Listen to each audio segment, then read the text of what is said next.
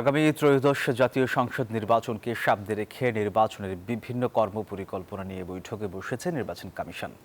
বৃহস্পতিবার দুপুর 2:30টায় রাজধানীর আগারগাঁওয়ে নির্বাচন ভবনে 4 নির্বাচন কমিশনার ও ইসি সচিবালয়ে কর্মকর্তাদের নিয়ে এই বৈঠক শুরু হয়।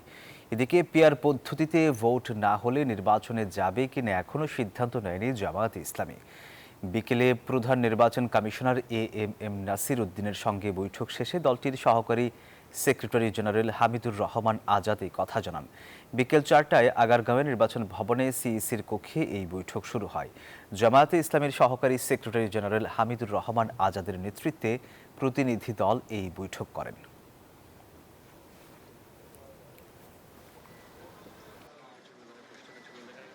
পিআর পদ্ধতিটা হচ্ছে বাংলাদেশের জন্য নতুন হলো, বিশ্বের জন্য নতুন নয়। তা আমরা এই জন্য মনে করি যে ফেয়ার ইলেকশনের ব্যাপারে অলওয়েজ আমরা সিনসিয়ার ছিলাম। এই পদ্ধতিটাও আমরা সিনসিয়ারলি মনে করি যে দেশের জন্য কল্যাণকর হবে।